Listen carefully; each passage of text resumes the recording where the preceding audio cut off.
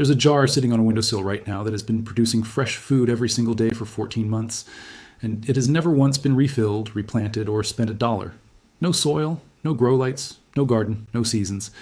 The person who set it up spent about 4 minutes doing it, used materials already sitting in their kitchen, and has not bought salad greens, fresh sprouts, or living produce of any kind since, not because they stopped eating, because they stopped needing to. And here's what makes that remarkable. It's not some new technology. It's not a subscription kit. It's not a viral product somebody's trying to sell you. It's a method that kept sailors alive during the Second World War, that families in isolated communities have quietly relied on for generations, and that somehow, despite being free, simple, and astonishingly effective, never made it into a single mainstream gardening show, school curriculum, or home economics class. That's not an accident. And by the end of this, you'll understand exactly why. Most people spend somewhere between $400 and $900 a year on fresh produce, and that number keeps climbing year after year, while the quality of what they're buying keeps dropping. The average head of lettuce in a supermarket today was harvested 4 to 7 days ago. By the time it reaches your plate, it's lost somewhere between 15 and 50% of its nutritional content, depending on the variety.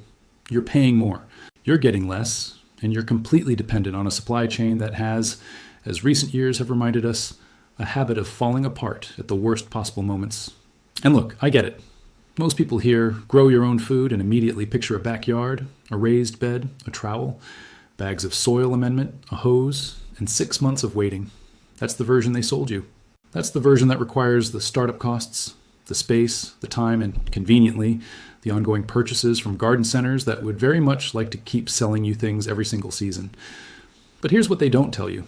The most nutritious food you can grow doesn't need soil, it doesn't need sunlight, it doesn't need a season, it doesn't need a yard or a patio or even a windowsill with good light. It needs a jar, some water, and a seed. That's it. And once you understand the cycle, the one I'm about to walk you through, that single jar becomes something that genuinely never stops producing. You've always felt something was off about the way we're told food has to work. You were right. In the winter of 1944, a British merchant vessel was stranded in the North Atlantic for 53 days with its supply lines cut. No fresh food, no resupply. The crew was surviving on shelf-stable rations. Canned goods, hardtack, dried protein. Under those conditions, scurvy, the vitamin C deficiency disease that had killed sailors for centuries, should have been inevitable. The ship's surgeon, a methodical man named Dr. Aldous Price, had packed something in his personal kit that nobody thought much of at the time. A small cloth pouch of mixed seeds, mung beans, lentils, fenugreek. Every morning, he rinsed them in fresh water collected from condensation, let them drain, and within 3 days, he had living, growing food aboard a stationary ship in the middle of winter on the open ocean. He distributed small portions to the crew daily. When the vessel finally made port, every man aboard was alive, alert, and, by the medical assessment on arrival, showing none of the deficiency symptoms that should have ravaged them. Price filed a report. The report made it into the Naval Medical Archives, and then it did what inconvenient things tend to do. It sat there, quietly, while the world moved on to the next problem. He wasn't the first to discover this, not by a long stretch. During the same war, civilian families in besieged European cities were sprouting whatever seeds they could find on apartment windowsills, in cellars, and coat pockets, growing fresh nutrition in the middle of winter with nothing but water and a container. The science behind why it worked so well was already understood. The practice was already spreading. And when the war ended, it should have become a permanent fixture of how people feed themselves. It should have been taught in schools, printed in cookbooks, recommended by doctors. Instead, the grocery infrastructure expanded, the fresh produce supply chain scaled up, and this knowledge, free, self-sustaining, requiring the purchase of absolutely nothing once you had your first seeds, quietly stepped aside. When you understand what sprouting actually does to a seed, the economic threat becomes obvious. And when the economic threat is obvious, the silence starts making sense. Here's the part that genuinely floored me when I first understood it. A dry seed is not food. Not really. It's a locked vault. Inside that vault is everything a plant needs to begin its life. Proteins, carbohydrates, enzymes, vitamins. But most of it is bound up in forms that your body can't fully access or use. The seed has essentially packed its nutrients into storage form for the journey, sealed behind. Anti-nutrient compounds that protect it from being digested by animals or broken down in the soil before the right conditions arrive. Sprouting is the key that unlocks the vault. The moment a seed contacts water and warmth, it shifts into the most metabolically active state of its entire life cycle. Enzymes fire up, anti-nutrients break down. Proteins convert into free amino acids your body can absorb directly. Vitamin C content, virtually absent in a dry seed, can increase by 600% in 72 hours. B vitamins multiply. Folate levels surge. The thing that was a locked vault becomes a living, bioavailable superfood in the time it takes to watch a few episodes of something. Think of it like this. Imagine a battery that's been in storage. It has power in it, but it's not delivering it yet. Sprouting is the moment you connect the terminals. The energy and nutrition that was locked inside starts actively flowing in a form that's immediately usable. And unlike almost every other food source on the planet, sprouts don't stop growing when you harvest them. If you manage the cycle correctly, and the cycle takes about 4 minutes of attention per day, you're not harvesting a crop and starting over. You're harvesting from an ongoing, self-replenishing system. That's not marketing language. That's just how the biology works. You need 3 things, and I'll bet 2 of them are already in your kitchen right now. First, a wide-mouth mason jar. Any size works, but a quart jar, the standard canning size, is ideal. If you don't have one, a large glass pasta sauce jar with the label removed does exactly the same job. The material matters. Glass, not plastic. Because you're going to rinse with water multiple times per day, and you want something that stays clean and doesn't absorb odors. Second, a piece of mesh or cheesecloth to cover the top, secured with the jar's screw band or a rubber band. The mesh is how you drain without losing your seeds. You can buy proper sprouting lids for a couple of dollars, or you can cut a square of old window screen, or stretch a piece of clean nylon stocking over the top.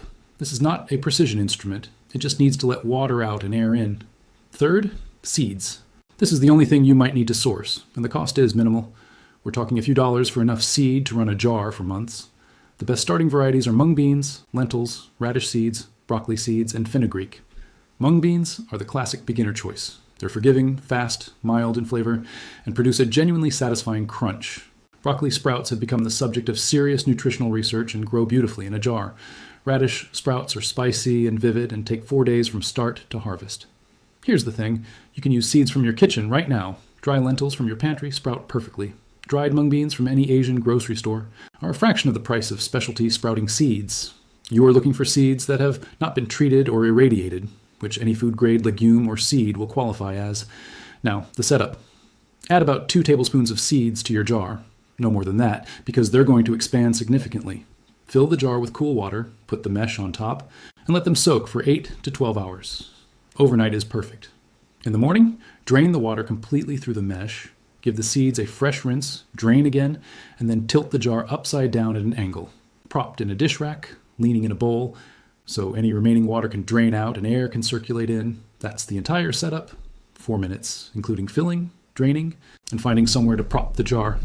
Twice a day after that, morning and evening, rinse with fresh water, drain completely, and return the jar to its angle. No soil, no lights, no fertilizer. Just water, air, and the biology of the seed doing exactly what it evolved to do. Here's where the word infinite stops being an exaggeration and starts being just accurate. When your jar is ready to harvest, 3 to 5 days after setup, when the sprouts are the length of your fingernail and showing their first tiny leaves, you don't harvest everything. You harvest about 2/3. You eat those fresh, directly from the jar, or in a salad, or on a sandwich, or stirred into soup at the last second so they stay alive. Then you add a fresh tablespoon of seed to the remaining 1/3, give it a water soak, and begin the cycle again. What you've created is a rolling harvest. There's always something ready to eat, always something in progress, always something in early soak. Once you're running 2 or 3 jars, staggered by a day or 2, you are harvesting fresh living food every single day, indefinitely, from materials that cost essentially nothing after your first seed purchase, and seeds, because you're using a small volume per cycle, stretch for months. 1 pound of mung beans, which costs about $2 to $3, will run a quart jar through dozens of complete cycles. The math works out to pennies per harvest, real pennies, not the pennies compared to organic grocery stores kind, actual cents. Day 1, nothing looks like it's happening. And that's fine, that's exactly right. The seed is soaking. The vault is beginning to unlock. You won't see any visible change, and the jar just looks like wet seeds in water. This is normal. Day 2, after your first overnight soak and first drain, you'll see the seed coat starting to split on some of the mung beans. Tiny white nubs will appear at the tips. This is the radicle, the first root, and it is the most hopeful thing you will ever watch happen in your kitchen. By day 3, the sprouts are visibly growing. By day 4, they're reaching toward the light in that slow, deliberate way that makes them seem almost aware.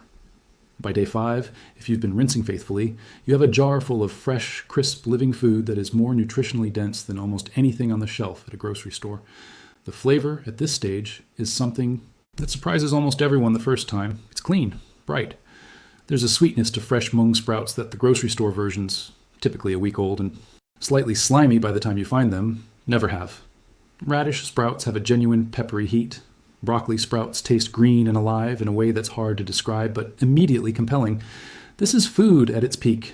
I know there's a voice in the back of your head saying this sounds too easy. So let's just deal with that directly. Why would something this effective, this cheap, and this nutritious not be mainstream knowledge? That's a fair question. And the answer isn't complicated, it's just uncomfortable. The fresh produce industry in the United States is worth over $70 billion a year. The supplement industry, selling you vitamins and minerals in pill form, adds another $50 billion. The specialty health food market adds tens of billions more. Every one of those industries depends in some form on you not having a simple, free, self-sustaining way to produce bioavailable nutrition at home. Now, nobody sat in a boardroom and said, suppress the sprout jar. That's not how it works. What happens is subtler. Research that threatens sales doesn't get funded. Methods that require no products don't get promoted. The entire infrastructure of food marketing, the cooking shows, the recipe sponsorships, the garden center seasonal displays, is built around consumption, not self-sufficiency. This method has worked for centuries. The biology hasn't changed. A sprouted mung bean in 2025 is nutritionally identical to one sprouted on that ship in 1944, or in a Mongolian yurt in 1200, or in a Chinese medicine kitchen 2,000 years ago. This knowledge survived because the people who used it passed it down quietly, from hand to hand, outside the systems that would have found it inconvenient. You're holding it now.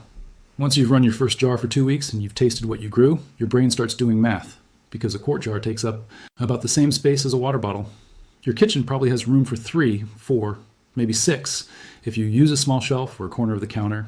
6 staggered jars give you a genuinely substantial daily harvest. At that scale, you're producing enough fresh living green-S to supplement or replace a significant portion of your daily produce intake. People who run this system consistently report near eliminating their fresh produce grocery bill. Not cutting it, eliminating it. Different seeds bring different nutritional profiles. Broccoli sprouts are particularly rich in sulforaphane, a compound that has attracted substantial legitimate scientific interest. Fenugreek sprouts have a mild maple-like sweetness and are among the most mineral-dense options you can grow. Lentil sprouts are protein-heavy and neutral in flavor, easy to add to almost anything. Radish sprouts are vivid, spicy, and grow faster than almost anything else. Mixing varieties in a single jar creates layered flavor and a broader nutritional range. In summer, your jars will move faster. Warmth speeds the cycle slightly. In winter, they slow down by a day or so. You adjust. There's no failure mode here if you're rinsing twice a day. The method is almost unreasonably forgiving. The only thing that ends a sprout cycle early is letting standing water sit, which creates the conditions for mold. Drain completely. Angle the jar. Air circulation is everything. That's the whole secret. You came into this video knowing that food is expensive, gardening is complicated, and growing your own requires space, soil, and seasons, and none of that is true anymore.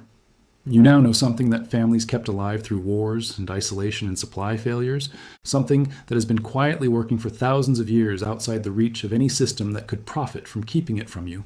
A jar, some seeds, water twice a day, fresh, living, nutritionally dense food every single day for the rest of your life, for the cost of a few dollars. And seeds every few months. No chemicals, no soil, no season, no bill. Here's your one action for today. And I mean today, not this weekend, today. Go to your pantry right now and look for dry lentils or split peas or mung beans. If you have them, you're starting tonight. If you don't, you're picking some up the next time you're near any grocery store, paying $2 or $3 and starting that night. Find a jar with a wide mouth. Find something to cover it with that lets water through. That's the whole list. Do the overnight soak tonight. Check it tomorrow morning. By this time next week, you'll have already harvested our first batch of something you grew yourself for nothing in your own kitchen. If you want to see more methods like this, food systems and techniques they buried because they couldn't sell them to you, make sure you're subscribed. I'm going through these one by one, and the next one is even simpler than this. Turn on notifications so you don't miss it when it goes up. And drop a comment below. Tell me which seed variety you're starting with. I rate everyone. They can control the supply chain, they can inflate the grocery bill, they can fill the stores with produce picked a week ago and sold as fresh. But they cannot reach into your kitchen and stop a jar of seeds from growing. That's yours. That has always been yours. Now you know how to use it.